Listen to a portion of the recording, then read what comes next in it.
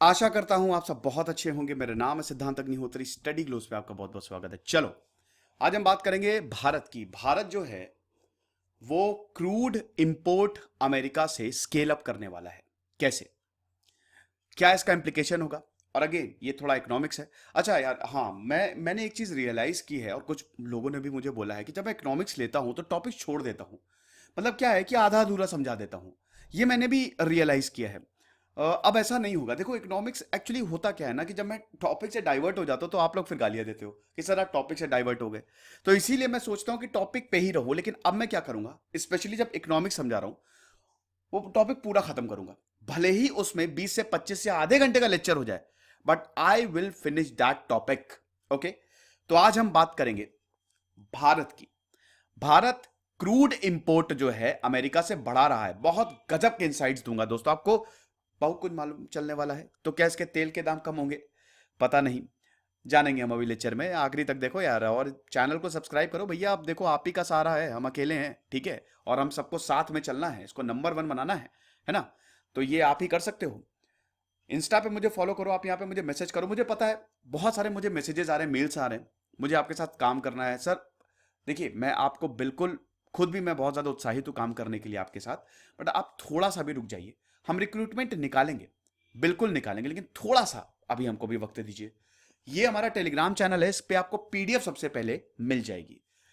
ये क्या है भैया, बता सकते हो? अरे लिखा तो है, मैप्स ऑफ वर्ल्ड के बेहतरीन मैप्स होते हैं, शानदार। तो ये मैप उनका है और मैंने उसको यूज किया। एक्चुअली मैप्स की बड़ी दिक्कतें हैं। आपको बता दूं कि ज्यादातर जो मैप है ना, उसमें इंडिया का मैप सही नहीं दिखाया है, तो मैं उनको ले नहीं सकता। तो भैया, ये हमने तो बनाया नहीं मैप, हम तो बनाते नहीं। तो ओपेक कंट्रीज हैं ये। ओपेक कंट्रीज के बारे में आपको जानना जरूरी है। चलो मैं आपको थोड़ा सा बता देता हूं। OPEC, organisation of the petroleum exporting countries. अब जैसे मैंने बोला था, कोई भी टॉपिक आ रहा है मैं उसको थोड़ा समझाऊंगा। तो पहले हम थोड़ा ओपेक के बारे में जान लेते हैं। ओपेक कंट्रीज क्या है? ये ग्रुप है। किनका ग्रुप है? जो आप नाम से ही देखिए, पेट्रोलियम एक्सपोर्टिंग कंट्रीज, यानी कि जो पेट्रोल को एक्सपोर्ट करती हैं, जहां पे पेट्रोल ज्यादा मिलता है। सिंपल। अफ्रीका में, आप देखिए अब टाइटल क्या है, अब आप समझ जाओगे। आप ये देखो कि अफ्रीका में, अरे यार यहां तो शंख बज रहा है। अच्छी बात है, मेरे घर में भी बजता है लेकिन सुबह। तो भारत जो है अमेरिका से इंपोर्ट बढ़ा रहा है अफ्रीका, सऊदी अरेबिया को काउंटर करने के लिए। अब हम अमेरिका और अफ्रीका से ज्यादा तेल खरीद रहे हैं। तो आप देखो कि अफ्रीका में आपको ज्यादा तेल मिलेगा। 13 कंट्रीज है, 13 देश हैं, नाम दिए हुए हैं। वेनिजुएला, जो कि जिसकी हालत बहुत बुरी हो गई है, और इक्वाडर है। उसके बाद फिर ये अफ्रीका के Algeria, Libya, Nigeria, Congo, Angola, Equatorial Guinea. फिर उसके बाद ये अरब कंट्रीज में आ जाइए आप। ईरान। ईरान देखिए, प्रॉब्लम ये हो गई है कि चलिए अब तो हम ईरान से खरीद सकते हैं तेल। ईरान और भारत के बहुत ही कल्चरल रिलेशन थे, हम तेल भी ईरान से खरीदते थे। लेकिन फिर अमेरिका का मैटर हो गया और अमेरिका ने बोला कि बेटा हम नहीं खरीदेंगे तो तुम भी नहीं खरीदना। हम चाबार पोर्ट ईरान में डेवलप कर रहे हैं। बट अब क्योंकि जो बाइडन आ गए हैं तो रिश्ते फिर से सुधरेंगे। फिर इराक, कुवैत, सऊदी अरेबिया। अब आपको मैं बता दूं, 13 देश हैं ये। 14 सितंबर 1960 में इसको फाउंड किया गया था। पहले इसको 5 मेंबर्स ने फाउंड किया था। देखिए, 1940-50 में तेल मिलना शुरू हो गया था। और जहां पे तेल मिलना शुरू हुआ, क्योंकि उस समय इंडस्ट्रियलाइजेशन का जमाना था, इंडस्ट्रियल रेवोल्यूशन अपने पीक पे था, तो तेल की, फ्यूल की बहुत ज्यादा आवश्यकता थी। अब आप सोचो कि पूरी दुनिया में एक्सपोर्ट, उस समय प्लेन्स बनना शुरू हो गए थे, शिप्स। जो फ्यूल है वो यही देश तो सप्लाई करेंगे। आप विश्वास नहीं करोगे, 2020 में आपको पता है ओपेक का जो तेल है, जो एक्सपोर्ट है, वो कितना गिरा? पिछले 30 साल में सबसे कम। क्यों? लॉकडाउन लग गया था, सब जगह बंद, एवरीवेयर। आप देखेंगे ट्रैवलिंग बंद।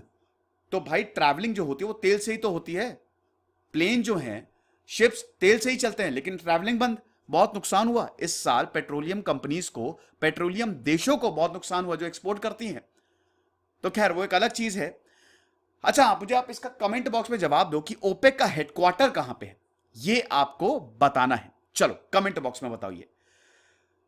तो और हाँ, एक चीज और बता दूं कि जिस देश का हेडक्वार्टर है यहां पे, वो इसका मेंबर ही नहीं है। ये अजीब बात है। बट एनीवे, दुनिया भर में जो तेल की सप्लाई होती है उसकी आधा ओपेक कंट्रीज देखती हैं। 44% जो ग्लोबल ऑयल प्रोडक्शन होता है वो ये 13 कंट्रीज देखती हैं। बाकी जो पूरी दुनिया में ऑयल रिजर्व्स हैं, 82% ऑयल रिजर्व्स आपको इन देशों में मिलेंगे। समझ गए आप? तो ये है, ओपेक की बात कर ली। अब हम बात करते हैं थोड़ा भारत की। देखो, लाइव मिंट की एक खबर थी। लाइव मिंट के बहुत सारे अखबारों ने कवर किया था। अमेरिका ने सऊदी अरेबिया को ओवरटेक कर लिया था। देखो, भारत के 3 सबसे बड़े ऑयल एक्सपोर्टर है। भारत जो तेल है वो बाहर से खरीदता है, ये आपको पता ही है। सबसे ज्यादा भारत किससे ऑयल खरीदता है? इराक से। ठीक है, इराक से नंबर 1 पे है इस समय इराक, जिससे भारत ऑयल तेल खरीदता है। दूसरे नंबर पे था सऊदी अरेबिया, लेकिन अब अमेरिका से भारत खरीद रहा है। क्या आप विश्वास करेंगे? सऊदी अरेबिया अब तीसरे नंबर पे आ गया है और अमेरिका अब दूसरे नंबर पे आ गया है। यानी कि इराक के बाद अमेरिका जो है, मार्च की दोस्तों अभी की खबर है, अमेरिका जो है वो सेकंड नंबर पे है जो भारत को ऑयल दे रहा है। ऐसा हो गया है। तो अब भारत ने यह बोला है कि हम अमेरिका और अफ्रीका से और ज्यादा ऑयल खरीदेंगे। ठीक है, अब ऐसा क्यों? ऑफिशियल सेलिंग प्राइस जो ऑयल शिपमेंट पे, मतलब ऑयल की जो शिपिंग होती है एशिया में, मई में सऊदी अरेबिया अपने प्राइस बढ़ाएगा। तो अगर देखिए, तेल के प्राइस वैसे ही बहुत ऊपर जा रहे हैं और अब अगर सऊदी अरेबिया तेल के प्राइस और बढ़ा देगा तब तो भारत की बैंड बच जाएगी। 110, 120 का और 150 का तेल मिले। तो सऊदी अरेबिया के इस डिसीजन को काउंटर करने के लिए हम अमेरिका और अफ्रीका से तेल खरीद रहे हैं। और अमेरिका तो चाहता ही है ना कि पूरी दुनिया उससे तेल खरीदे। भले ही 82% रिजर्व इन ओपेक कंट्रीज में हो, लेकिन अमेरिका चाहता है कि भैया जितना ज्यादा हो सके तेल, क्योंकि तेल से सबसे ज्यादा पैसा आता है। जितने भी अरब कंट्रीज है ना, तेल बेच बेच के बहुत अमीर हो गए हैं। कुछ देशों की तो इकोनॉमी ही, मैंने आपको कतर के बारे में बताया, मैंने ईरान के बारे में, इराक सबके बारे में बताया ना, उनकी तो इकोनॉमी ही तेल पे चलती है। यूएई की, मतलब ज्यादातर देशों की इकोनॉमी जो है, जो जहां पे तेल पाया जाता है, वहां से चलती है। सऊदी अरेबिया जो लगातार भारत का, मतलब टॉप 2 सप्लायर्स की बात करें तो सऊदी अरेबिया नंबर 1 पे था या नंबर 2 पे था। लेकिन दोस्तों जनवरी में 42% से इंपोर्ट गिर गया है। यानी कि 42% हमने कम खरीदा है। भरपाई कैसे की? अमेरिका से। यस, अमेरिका से। अभी अगर बात करें, सऊदी अरेबिया चौथे नंबर पे आ गया है। ऐसी बुरी हालत है। तो यहां पे मोदी गवर्नमेंट ने, मोदी सरकार ने ये बोला है, सऊदी किंगडम से बोला है कि आप जो है अपना क्रूड प्रोडक्शन जो है वो बढ़ाओ। क्योंकि प्रोडक्शन बढ़ेगा तो क्या होगा? डिमांड घटेगी और प्राइजेस घटेंगे। कैसे? Simple economy. कई बार मैं बता भी चुका हूं कि जब प्रोडक्शन ज्यादा होता है, जैसे मास्क है ना, मास्क का अगर प्रोडक्शन कम हो जाए और उसकी डिमांड ज्यादा है, समझ रहे हो ना? जैसे एक एक दुकान पे 10 लोग हैं, 10 मास्क हैं और वहां पे 50 लोग आ गए, तो वो दुकान वाला क्या करेगा? तुरंत पैसे बढ़ा देगा मास्क के। ठीक है, खरीदने 10 ही लोगों को तो दे पाएगा ना वो।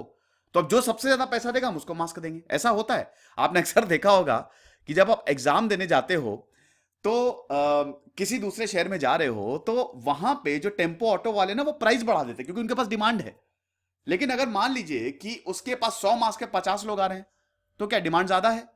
मतलब प्रोडक्शन ज्यादा है, डिमांड कम है, तो प्राइस कम होगा। सिंपल सिंपल सा कंसेप्ट है।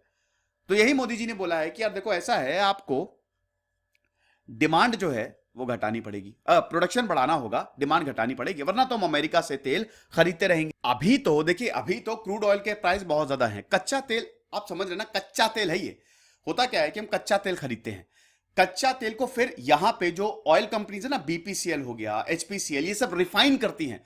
उसके बाद तेल केरोसिन बनेगा, पेट्रोल बनेगा, उसमें बट जाता है। तो अभी क्रूड ऑयल के दाम आसमान छू रहे हैं, है ना?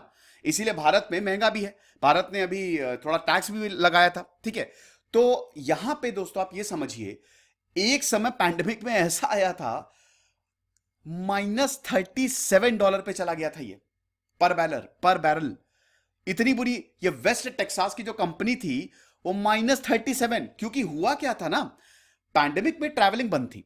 पैंडेमिक में कोई शिप नहीं जा रहा था, कोई प्लेन नहीं जा रहा था। तो भैया ये जो ऑयल आता है ना, इनको आपको स्टोर करना पड़ता है।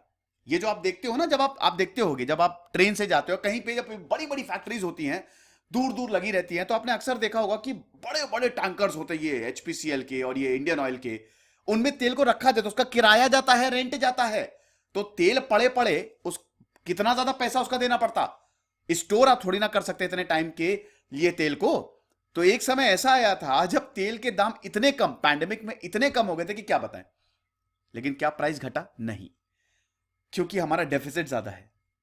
हमारा डेफिसिट बहुत ज्यादा है, और डेफिसिट को कम करने के लिए भारत सरकार टैक्स लगा रही है। अब दोस्तों खैर, डेफिसिट को कम करने के और भी बहुत ज्यादा तरीके हैं, इसमें फिलहाल मैं नहीं जाता हूं।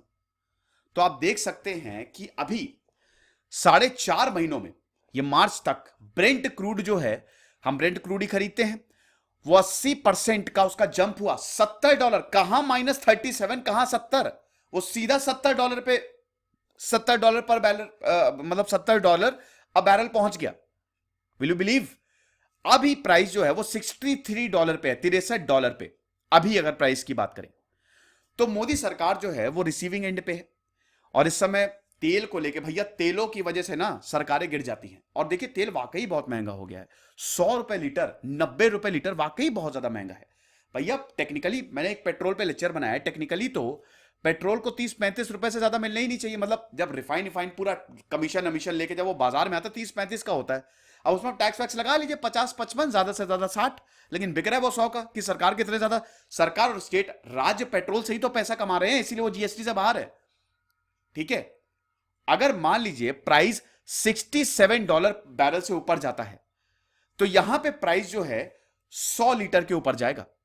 आप समझ रहे हो? तो अभी प्राइस कितना है? $63। और देखिए ब्रेंट क्रूड का ऑयल का प्राइस देखिए $70, यानी कि मॉडरेटेड प्राइस कितना है? 63। अब बेटा 67, यानी कि ज्यादा राइज हुआ तो ₹100 से 105-110 पे हमको पेट्रोल मिलेगा। इतना समझो, अगर सिंपल लैंग्वेज में बात करें तो इसीलिए सरकार के लिए बहुत बड़ी चुनौती है। अब इसका, अब दोस्तों आप देखिए कनेक्शन, देखिए वैसे हमारी पूरी इकोनॉमी जो है, तेल का मैं आपको पूरा कनेक्शन समझाता हूं कि महंगाई कैसे बढ़ेगी। अगर ये कम नहीं हुआ तो सरकार क्या है, फिस्कल डेफिसिट जो है 18 लाख करोड़। भारत की इकोनॉमी, चलो मैं एग्जांपल देके समझाता हूं बेस्ट, मैंने बताया ना आज पूरा सब इकोनॉमी को कवर करके ही जाएंगे। देखो होता क्या है कि भारत की इकोनॉमी लगभग कितना है, 2.5 लाख करोड़, एग्जैक्ट फिगर अब ठीक है, 2.5 लाख, 2.4 लाख करोड़ के आसपास है भारत की जो इकोनॉमी है। अब हमारा फिस्कल डेफिसिट अभी कितना है? 9.5%। ठीक है, डेफिसिट तो आप समझते हो ना, कमी कितनी है। आप कितना खर्च कर रहे हो, आपकी मान लो आमदनी है 30,000 रुपए और आप खर्च कर रहे हो 40,000, तो 10,000 कहां से लोगे? बाकी वो डेफिसिट हो गया। तो हमारा डेफिसिट ज्यादा इसलिए है क्योंकि पैंडेमिक चल रहा है, पैंडेमिक की वजह से हमारी बैंड बजी हुई है। इसीलिए भारत सरकार ने डेफिसिट कितना बढ़ाया? 9.5%। इसीलिए टैक्सेस जो है वो बढ़ाए गए हैं सरकार द्वारा। अब अगर मान लो टैक्स कम होंगे, अगर मान लो हमने टैक्स कम किए, तो आप ये समझो इस प्राइस को कम किया तो डेफिसिट और ज्यादा बढ़ेगा। और अगर डेफिसिट और ज्यादा बढ़ेगा तो भैया हमको मॉनेटरी पॉलिसी उसी हिसाब से बनानी पड़ेगी। फिर बैंक इंटरेस्ट बढ़ाएंगे, और अगर बैंकों ने इंटरेस्ट बढ़ाए, महंगाई आ जाएगी, इन्फ्लेशन बढ़ेगा। तो इसीलिए ये पूरा कनेक्शन है, आप समझ रहे हो? तो एक तरीके से अगर तेल के दाम अब बढ़े, ऐसे महंगाई बढ़ती है, तो महंगाई भी बढ़ सकती है। और सरकार टैक्सेस इसलिए नहीं कम कर रही क्योंकि भारत में पैंडेमिक की वजह से डेफिसिट ज्यादा है। अब अगर हम महंगाई कम, टैक्सेस कम करेंगे तो ये फिर और डेफिसिट बढ़ेगा, जिसकी वजह से बैंक इंटरेस्ट रेट बढ़ाएंगे, जिसकी वजह से इन्फ्लेशन हो सकता है। तो ये प्रॉब्लम्स हैं अभी और हमको देख के चलना पड़ेगा। अब पेट्रोलियम मिनिस्टर धर्मेंद्र प्रधान ने बोला है कि भैया क्रूड प्राइसेस तो हाई हैं, ठीक है ना, काफी ज्यादा है। अब जिस तरीके का डेवलपिंग कंट्रीज की बैंड बजी हुई है और हम भी डेवलपिंग कंट्रीज हैं, तो ये थोड़ा सऊदी अरेबिया और ये नेशंस को सोचना चाहिए। अब इधर प्रिंस अब्दुल अजीज जो कि सऊदी काउंटर पार्ट है, वो भारत से बोलता है अरे यार स्टॉक जो तुम्हारा क्रूड का स्टॉक है जो तुमने खरीदा था उसको यूज करो। अब ये कैसा स्टेटमेंट है? तो धर्मेंद्र प्रधान ने बोला है तो बहुत ज्यादा अनडिप्लोमेटिक है। अब वैसे एवरेज मंथली इंपोर्ट कितना होता था? 14.5, मतलब 15 मिलियन बैरल्स, और कितना अभी हमने किया? 9.5 मिलियन बैरल्स बस। ये साफ साफ है कि अब हम सऊदी से तेल जो है वो कम खरीदने वाले हैं। भारत का जो इंपोर्ट है वो 82% है रिक्वायर्ड क्रूड का। जो लगभग 87 बिलियन डॉलर, मतलब इतना ज्यादा, आप देख सकते हैं billion, 1 billion equal to 1000 crore, तो 87 बिलियन डॉलर 2018-2019 में था। मतलब 82% जो हम क्रूड 82% बाहर से मंगाते हैं, 82% बाहर से मंगाते हैं, बाकी 18% अब बना लेते हैं। तो वो 87 बिलियन डॉलर देने पड़ते हैं ना। अब आप समझ रहे होंगे कि कैसे ये महंगाई का सब इतना ज्यादा, अगर आप पैसा दोगे, मान लीजिए कि आपका घर है और आपका पेट्रोल में ही आधे से ज्यादा पैसा जा रहा है, तो फिर प्रॉब्लम होगी ना आपके घर में।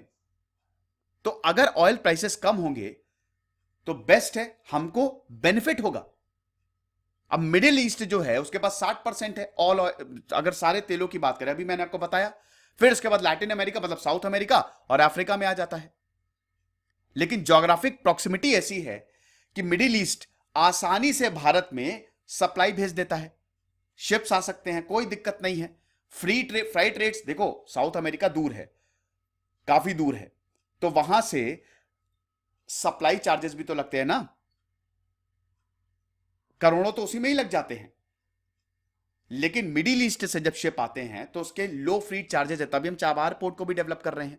सबसे ज्यादा तो ट्रेड में ही हमको मतलब छूट मिलेगी। तो ये फिलहाल लेक्चर था। और पीएसयू रिफाइनर्स ये भी सोच रहे हैं कि अब हम ब्राजील से तेल खरीदे, गयाना से, नॉर्वे से तेल खरीदें। तो इस तरीके का कुछ हिसाब किताब अभी बैठ रहा है। फिलहाल ये लेक्चर था, लंबा था, लेकिन आई होप आपको एक एक चीज क्लियर हो गई होगी। खुश रहिए, पढ़ते रहिए। जैसे सिद्धांत तक नहीं होता साइनिंग ऑफ, बेटा चैनल को सब्सक्राइब करो बस। Thank you so much.